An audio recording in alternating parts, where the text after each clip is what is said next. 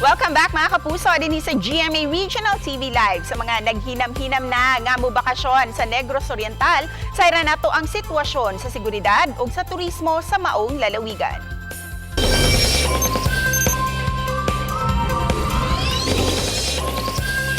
Karong summer, di malikayan ang pagdagsa sa mga local o international tourists sa matag probinsya.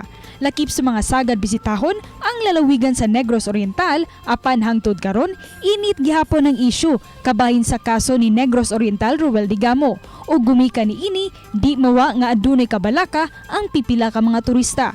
Busa karong buntaga, sayra nato ang kahimtang sa mong lalawigan ug atong kumustahon ang seguridad sa mong dapit pinaagi sa atong pagpakiginabi sa ilahang Senior Tourism Officer.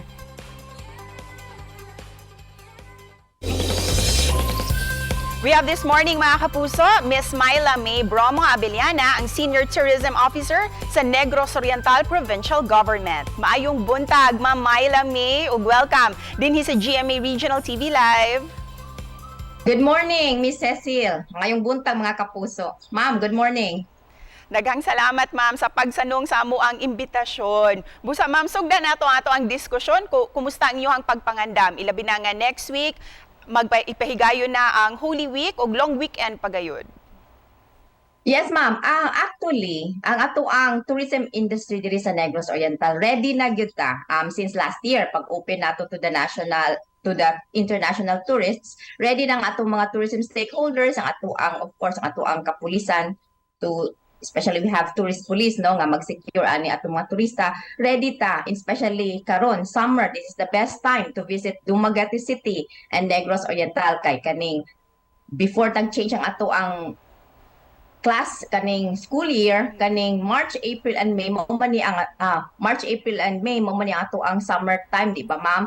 So karon init gyud siya kaayo. It's really the best time to be here. So we are ready for the Holy Week and ato security is in place. So please come. Mas maayo kayo. The best time to come and visit here. Let's talk about figures, ma'am. Unsay target ninyo? Pila inyo ang target sa pagdagsa sa mga turista? O last year pod, pila pod ang datos ninyo sa mga miduaw din sa Negros Oriental?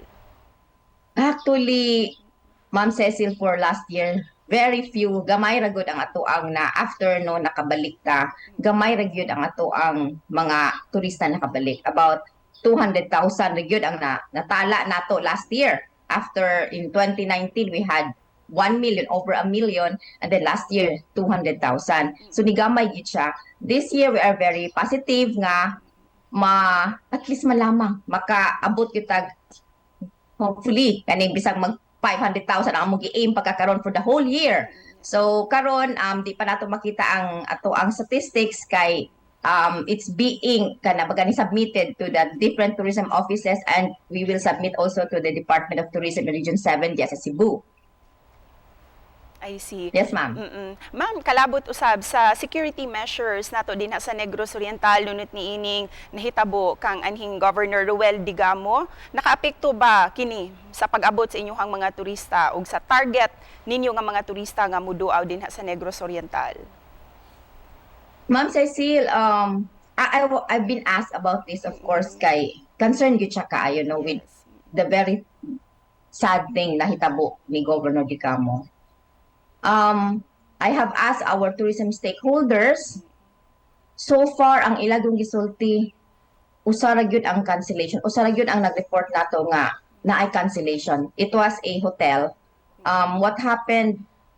It happened on March 4. Katong very sad thing, very unfortunate na event na itabo diri sa amoa. Pagka March 5, a family from Manila, mora toy ni cancel. The other tourism stakeholders nato wagud sila tawon ni sulti nga naa ni cancel. I think it's because ang mga turista nato, they always think ba nga Ma'am Cecil nga ang among probinsya nga Negros Oriental, they always think nga this is Dumaguete City. Wala silang huna-huna ang Dumaguete City is the capital. May limitation na outside when you go to dolphin watching or ato sa Manhuyod White Sandbar, those are other LGUs, other towns and cities o ato sa Apo Island that's in Dawin. Dili nila ma-relate nga the province is Negros Oriental, but Dumaguete is just the capital.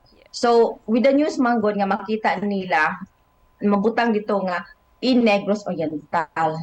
Sumoy mo ang nahuna-hunaan nga mo nang walay cancellations kay ang atong turista dili nila huna-huna ma-relate nga Dumaguete City is in Negros Oriental.